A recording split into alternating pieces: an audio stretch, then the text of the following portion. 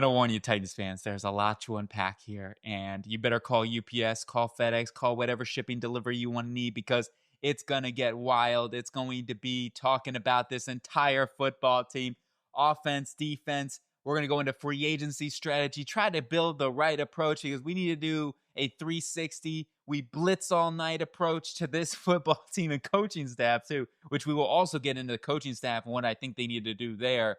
And then we'll get into a 7-round mock draft. So let's talk about the offense here. Tennessee Titans. This offense has not been good. Bo Hart agrees, taking over play calling. Wasn't too good in the first showing. The first showing, I can give him a little bit of flack there. I will say, when you're talking about doing something like this, especially after week, number 3, to have a coaching change with play calling, that's typically not a good sign for the coaching staff. And the fact that more than likely Brian Callahan has a few more games left in him, and we'll see what happens there. Obviously, it always sucks for anybody to get fired. I don't want to see any of that, but if it's not working out, it's not working out, and they are going to be clearly looking at overhauling this coaching staff in the offseason. As I said before, we'll talk more about coaching candidates here in a little bit after the roster, but strictly with this roster, what do they need to do? Who are the players that are playing well right now, and who are the players that we need to start considering upgrades? First and foremost, if you see them outlined in black, that means they are a free agent after this season. If they're in yellow and black, well, it could mean they're a practice squad candidate, which practice squad candidates could be free agents as well. And then guys that are in red are on IR right now, are injured. So that's just a little bit of hopefully staple. I know it's sometimes a little kind of crazy to follow, but overall, we'll talk more about that as we go along with this offensive line. I think the positions they're going to have to look at are right guard is first and foremost, because Seidler's a great player and everything like that. He's been fine. It's just he is getting older, and if he wants to continue to play, unless he just loves it here in Tennessee, I don't know if he's got family here or things like that, but unless he absolutely loves it here and wants to roll it back another season, my guess is he would want to go to a team that can compete and give him a championship right now sort of ability. That's really what it is. So we'll see what it goes out with Kevin Zeitler. Plus, he's 35 years old now at this point. We got to start thinking about the future anyway. They did draft Jackson Slater there, Sacramento State, in the 5th round. He's got a lot of upside there. Maybe can develop into the right guard of the future. So I'm not ready to give up on him either. For right now, though, I do think that will be something we have to look at. Center is more of a future need. Lloyd Cushenberry, you could get out of his contract after this season and save like $2 to $3 million, a little under $3 million. Is that worth it? Probably not. So that's going to be something where Cushenberry is more of a 2027 sort of need. So I see this as a mid to late draft pick possibility and somebody that they can develop to, and maybe Slater's that guy to develop because he's a dude that could play center, could play guard for them either which way. He's a little bit more on the undersized department anyway, good athlete that could fill into that center role. So however you want to look at this, you could draft a center / a guard in those mid to late draft pick ranges to be able to develop in there. Besides that, though, Peter Skoronski's played well, except for this past week for Houston. That was his worst game of the season. He really did struggle on that one. Got beat a couple of times. Overall, Skoronski's been good this year. J.C. Latham, I still like Latham. The injuries are starting to pile up, though, a little bit. Something we did worry about a little bit with him coming out. However, we'll see with Latham. I still think he's a super talented guy. I'm not ready to give up on him. Dan Moore has not been particularly good so far. He was okay versus Houston. I mean, there's some top pass rushers at Houston, so it was tough to go against Will Anderson and Daniil Hunter. Held his own at times, won some reps, lost some reps, so there's that. But overall, Dan Moore, a little bit of an overpay, absolutely. Could you be looking at upgrading there? Absolutely. And that, to me, is a sneaky 3rd, 4th round type of need for this football team. Something that they need to invest in because Dan Moore's contract is definitely, you can get out of that even after this season and save $13 million. I'm not saying they do that, but at the same time, what if they say, you know what, we're going to trade down in our 1st round. We go out in free agency and improve some other areas. They could trade down and select a tackle and then do something like that. Or it could be a 2nd, 3rd round pick and they develop them behind Dan Moore for a season and then get off of his contract the next year, which they can really get off of and save a lot of money then. So that's why I'm saying like left tackle is an area that this team could really look at drafting and develop somewhere on day 2 would make a lot of sense for this football team.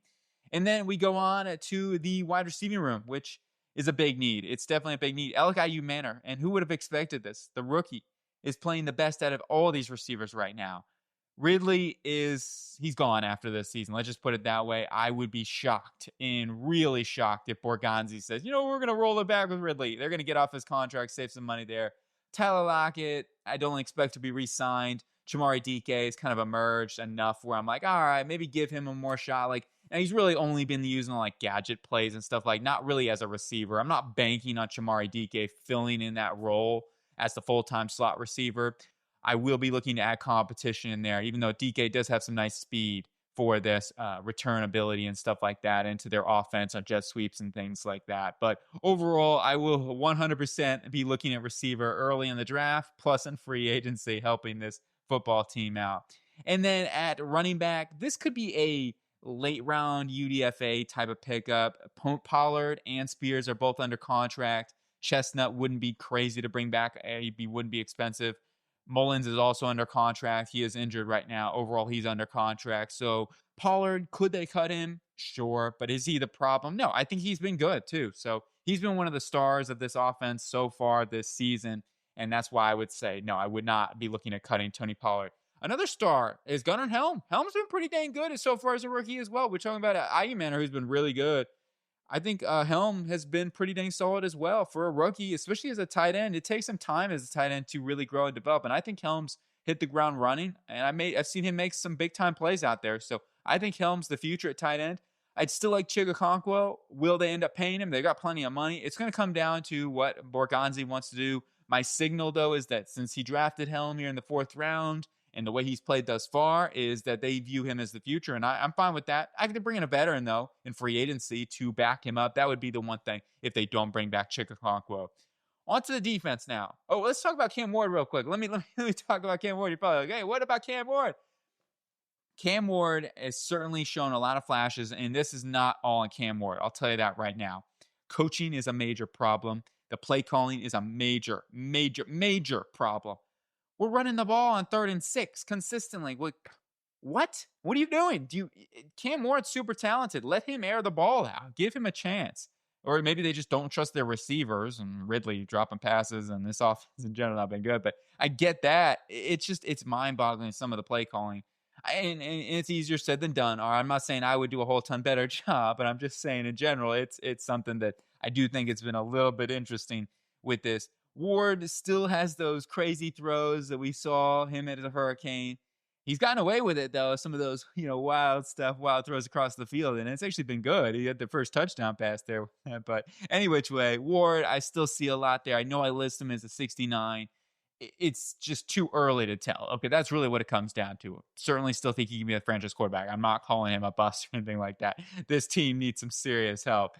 On to the defense now. And let's start with possibly their biggest need heading into this offseason. I'm not even going to say possibly because I think it is. Even though cornerbacks getting a run for their money, I think edge rusher, though, is number one. You got to get more pass rush in here. And that is what we're going to be looking to do first and foremost. Draymond Jones, free agent. He's more of a run defender than a pass rusher. You got Arden Key. Could be a good situational pass rusher as a starter. You know what I mean? Like, yeah, you need an upgrade there. Olufemi Oladejo. He's going to need some time. Like, he's got to develop some pass rush moves. He's athletic. He's toolsy. But, man, he needs some pass rush tools. So he's a guy that I see more as a year 2, year 3 guy to really watch out for them. But for right now, like, clearly this is an area that we're going to be upgrading this offseason, free agency and the draft. The interior is good to go. Just maybe bringing some depth. They got a lot of guys that are free agents. So that's really what it is. That could be a late round throw for some more depth, especially with the injury. With Tavondre Sweat, that really sucks early on in the season. Simmons has been unbelievable. He's been a star on that defense, been really one of the big-time stars with Xavier Woods, Cedric Gray. I think McCree's been okay. He's given up some passes, but without a lack of pass rush, consistent pass rush, it can be tough in the secondary to hold for 3-4 plus seconds every single rep. So there's that. Overall, Simmons, Woods, Gray have been really stars for me on this defense. In terms of guys that I think have underperformed a little bit, Amani Hooker is one of those guys. I want to see him play a little. It's early in the season. I get that. I want to see him play better. L'Jarius Sneed, still want to see him play better. So those are some guys that it's like we're paying money to. We need to see a little bit more out of some of those guys, right? Any which way, the next biggest need, though, is leading into this is the secondary. It's the cornerback position. And L'Jarius Sneed, they could get off of his contract after this season. And that, to me, would make a lot of sense with the way, the injuries, the way he's played. Has he really lived up to that contract? The answer is no. So we'll talk more about that when we get into free agency and all those sort of things. But that is definitely something that I'm going to be prioritizing here. They brought in Jalen Armour Davis off the waivers. And in his first game, I thought he was okay and certainly not horrible or anything like that. You got Daryl Baker Jr. rotating in with him as well. So those two young guys out here and trying to see what they have. Armour Davis has been kind of injured throughout his career, so there's something there. I don't know if he's going to be the long-term answer. We're going to need to upgrade this secondary, and I will be looking to do that in the draft, free agency, both. Safety wise, I think we're good to go. I mean, the hope is Amani Hooker gets back to more of what he's played in the past. You got Winston that is going to be able to draft and develop. My guess is they see Winston as more of the future for Xavier Woods. They could move on from Xavier Woods after this season. I don't see any reason to do that. The way he's playing right now, I would just rock out with those three guys as your rotation, especially for injuries and whatnot. So I think you got a good group of three safeties there, as long as Hooker can play a little bit better. Linebacker wise, could they use more of a coverage guy in this room? Yes. Great. If you had to knock him in one area, it's his coverage ability. He just isn't quite there. I don't know if that's his game anyway. He is a heat-seeking missile coming downhill. Like, that's what he is. Coming out of North Carolina, whether it's on the line of scrimmage, in the box, this guy makes plays, consistently has a great nose for the ball carrier. Very good at that. And he's been excellent so far this season. Coaching staff, make sure you do not bench him. Let's just put it that way. Keep this guy out there. He made everyone show out in the Houston game too.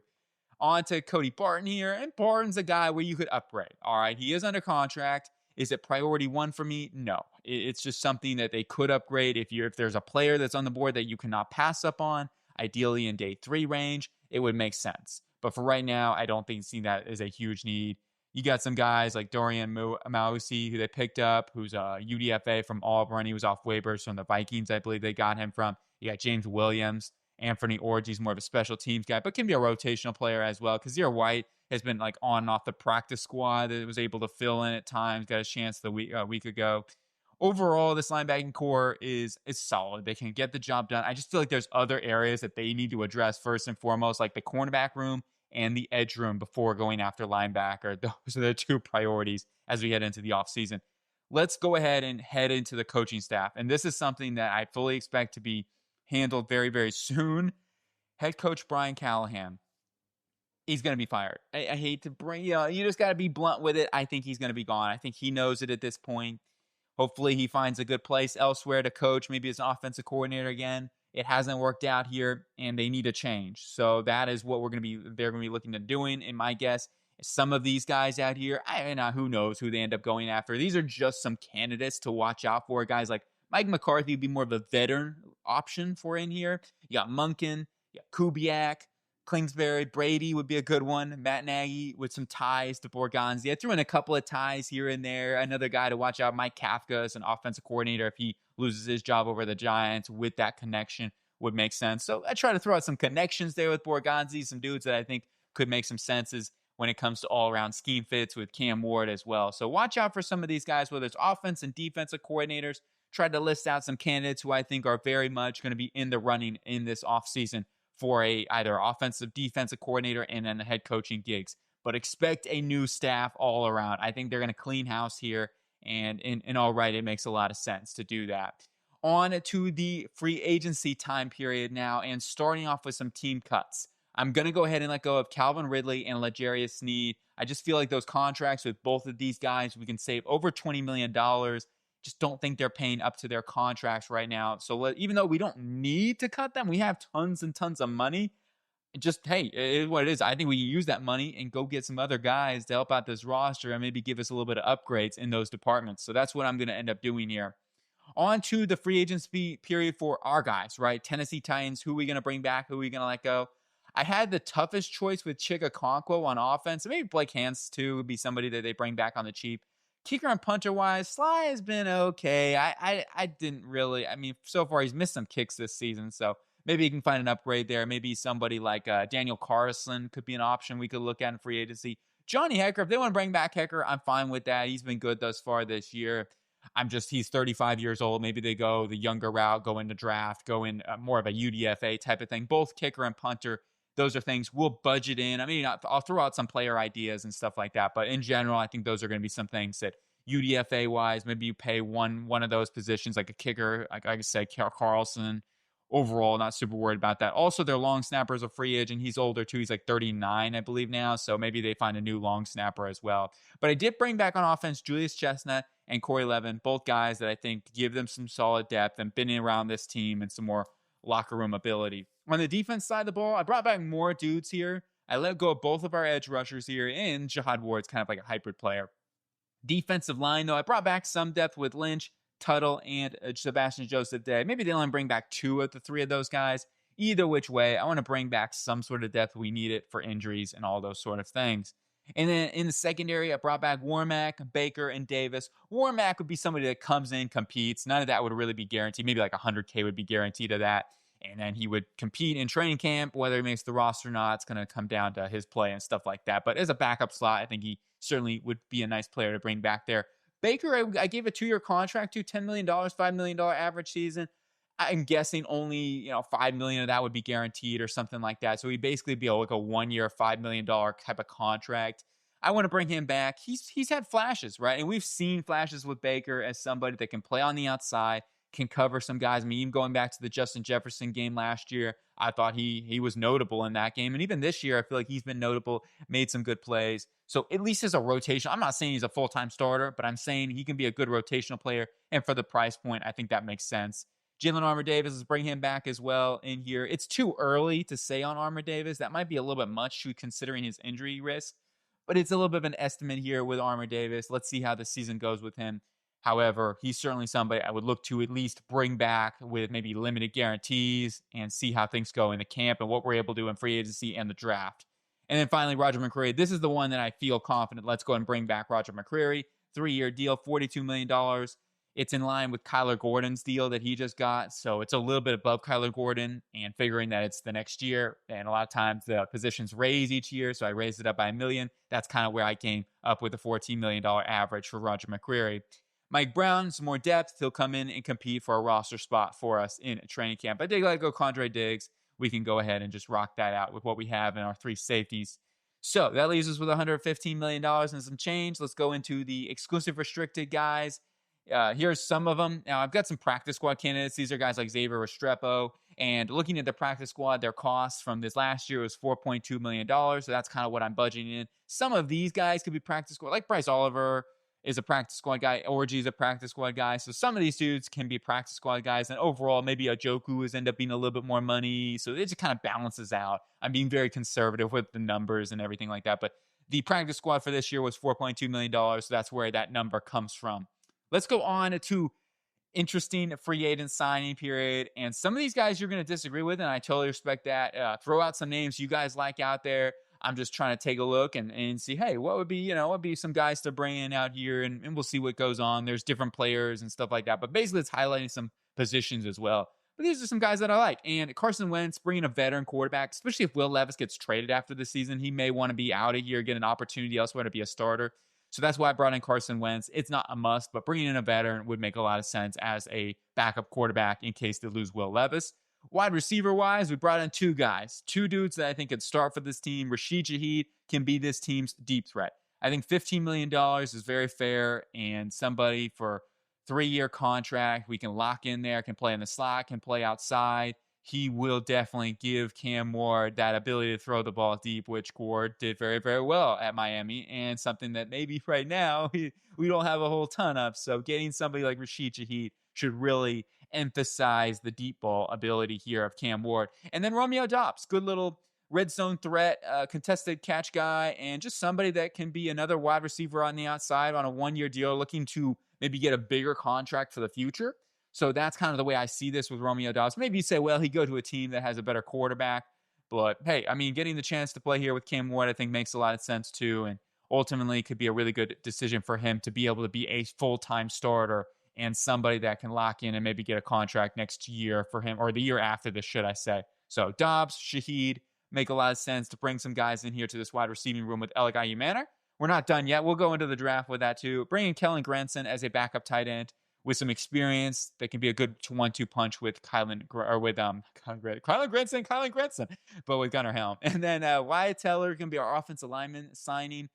And the way I look at this, we've got Peter Skoronski on a rookie contract, where we're going to pay Wyatt Teller a 2-year deal. I think that's very fair, especially with where he's at right now. It kind of is similar to of Joe Thuney's contract, which is $17.5 million a season. So I think it's very much in line, $18 million, a little bit of an up there. But Wyatt Teller, plug him in right away at right guard as your starter. And the way I look at this too, it's kind of like you're paying Dan Moore at the left tackle spot. You've got Latham as a rookie contract. You've got Skoronski as a rookie contract at left guard, and now we're paying our right guard. So just trying to balance out the approach of which guys you pay and which guys you have on rookie contracts. I feel like it's a good little good little match there with Wyatt Teller. And then on the defense side of the ball, we bring in Odafe from Baltimore. I think there's a really good chance, in the way they're signaling right now, that they're not going to pay him this offseason, especially with the money that they have, or the lack of money, should I say, that Baltimore has this offseason. I get it. You can figure things out, and maybe they do. Ultimately, though, they need to bring in somebody. I brought in Odafe on a 4-year, $100 million contract, and they could definitely outprice Baltimore. Let's just put it that way. So $25 million a season, it's a big ticket item. I get it. He's going to be paid quite heavily, but they need edge rush, and I'm willing to pay the money. We have a lot of money, so let's go ahead and do that. Pay Odafe, get ourselves some edge talent here. We're not done, trust me. But we are going to get Ogbo Orunkwo here as a veteran, a pass rusher, will come in and at least compete for a roster spot and give us some depth. And finally, Jalen Watson. Borgonzi saying himself, I've seen this guy. I've seen what he's done. See how he's improved. He's got that dog mentality there in that defense, and somebody that certainly can give him some more size on the perimeter as that big outside cornerback for this football team. Watson is an underrated player in the NFL right now. This guy, I know everybody talks about Trent McDuffie, but there have been many times, in my opinion, where Watson's actually the best cornerback on their roster. I would say overall McDuffie is the beast, but overall, like, Watson's a beast too. So, like, if he's just underrated, Watson is really, really good. So we're going to go ahead and get another Chiefs corner. You're saying, oh no, what are you doing? Hey, it didn't work out with Jerry Sneed. He's had injuries. Watson hasn't really had a whole ton of injuries throughout his career. He's gotten better and better throughout his entire career, and he's playing at an elite level right now. So we're going to go ahead and snag Jalen Watson with those Borgonzi ties. It is what it is. And we have the money to do it too. So $18 million, very fair contract, one that I think is going to help out this roster immensely. And then I do factor in kicker, punter, long snapper, about $7 million. It could be a lot less than that. It just depends if they're going to go pay a guy like Daniel Carlson. So I budget some money in there for those positional groups. And then our draft spent about $13 million. I figure first year cap hit for Cam Ward was $8 million. And it could be about the same for if we have a top 3 pick. And then second round is going to be around $2 million cap hit and so forth. So just figure $13 million around that mark. Now, let's look at the roster before the draft and talk about what our needs are still to be improved as we go into the draft. First up, wide receiver. I'm not done. All right, I still look at this as not necessarily a first round need. However, it could be something like, let's say a team gives us multiple first round picks to come up to our spot, and we trade down and we say, all right, Jordan Tyson's on the board. Oh, I'm taking Jordan Tyson at the point after picking up multiple first rounds. And by doing what we were able to do, getting some guys in free agency to at least help out Cam Ward on this offense, and then obviously make a better defense too, it allows us that ability where Borgonzi says, all right, if I get an offer I can't refuse, we could go ahead and trade down. And that's definitely a possibility. I'm not doing trades or anything. I'm just saying those are scenarios. But we get Romeo Doubs to start on the outside. Rashid Shaheed is the deep threat. You got El Guyuman going into year number 2. Jamari DK can be that 4th guy. Maybe Xavier Restrepo can get out there too as a 5th dude. We'll definitely be looking to draft somebody at least on day 2 to help out and give us that long-term viability to be somebody under Romeo Doubs. But it isn't like an absolute priority at this point with some guys that we have in here. Offensive line, I'll be looking at a tackle develop. I think that's just kind of a sneaky need, as I said earlier. So we'll be looking at on day 2 at earliest or at latest, should I say, round 4. I would say, yeah, we got to improve this tackle position for the future. And then center as well. I'll be looking at that to be able to develop. That's probably more of a day 3 type of need for us and something we can really draft and develop at this point. Running back could be something, but I feel okay. We're in a good spot here, so I'm not worried about that. We can draft a running back next year. We can have a UDFA to come in and compete with Julius Chestnut for another spot and Khalil Mullins. Tight ends, I think, fine as well. On to the defense here. I still think edge is a big need. We're still going to be looking at edge. Trust me.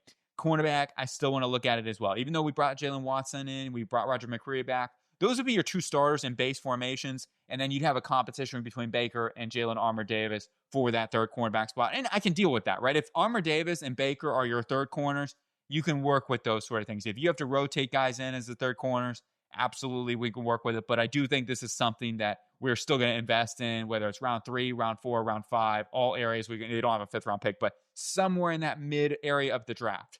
Linebacker could also be something that this team looks at somewhere in the mid to late portions of the draft. It's not going to be high priority for me, but I will be looking at it. Safety, feel good about. Interior defense line is more of a late round need as well. Just somebody rotation, since a lot of our guys on 1-year contracts, except for Sweat and Simmons. Enough blibbering and blabbering. It's time to mock draft this thing up. We got Ruben Bain. The pain is coming to Tennessee here. We blitz all night with Ruben Bain. It's just a perfect slogan. It would be awesome. This is one, if they don't trade down, go select the best pass rusher arguably in this draft class. I think he is going to be a force to be reckoned with and somebody that can come in right away as a day one starter for this football team with Adafe Owe, Olufemi Oladejo. That brings a lot more fear to a defensive line. And overall, it's an overhaul of this defensive line unit with Jeffrey Simmons and Devondre Sweat. It turns into possibly a top 15 defensive line very, very quickly. That's the hope, at least. Going on to round number 2, Carnell Tate, the wide receiver from The Ohio State University. Do I need to say a whole ton of more? I get it. No scouting the helmet. You got to be really, really careful with that. Just because he's from Ohio State doesn't mean he's going to be a Hall of Famer or nothing like that. He's a good, solid wide receiver. I think he's going to be a quality number 2 type of weapon in the NFL, a chain mover, which I think that's what we need. We got Alec Ayumana, who can be a vertical stretcher down the football field and also a chain mover. And then you got Rashid Shaheed, who's going to be our deep threat in the offense. And then Carnell Tate can be that inside, curl routes, the digs, stuff like that on the vertical plane, maybe a little bit of the T. Higgins sort of thing on the outside. I just think he'd be a nice little option for us in this offense that can sit behind Romeo Doubs early on, be a rotational player. He's going to probably start sooner rather than later. Ultimately, though, I think the value at the top of the second for some of these, whether it's Denzel Boston, Carnell Tate, there's plenty of guys to watch out for in this receiving class in the second, third rounds that I think make a lot of sense for this football team to continue to invest in the receiver position. Next up, Jude. Hey, Jude. It's Jude Bowery. I love it. I just did a prospect breakdown on him, so he's kind of in the mind right now, and I think he's a great football player that you can get on day 2 to be a great draft and develop type of prospect. He's got great length. I'm going to guess he's somewhere in that 34 part, maybe 34.25. That's going to be my guess right now. I don't know. But Jude Bowery has the athleticism you look for to play tackle. He needs to get stronger, and that's the big thing. And that's why I don't see him as a first-round guy at the moment, but I do think as a day 2 prospect, there are some things to really, really like about Jude Bowery. So watch out for this guy. If he can get a little stronger, get a little bit more consistent with his hand counters and technique, really do think he's got the game to be the future left tackle for this football team. On to round number 4, Christian Gray, Notre Dame. Their secondary hasn't been as good as we expect Notre Dame to be, and Christian Gray has been a part of that. Okay, I mean, let's be real. I've been watching them, and he's gotten torched at times. That's been the thing with him in the past, too.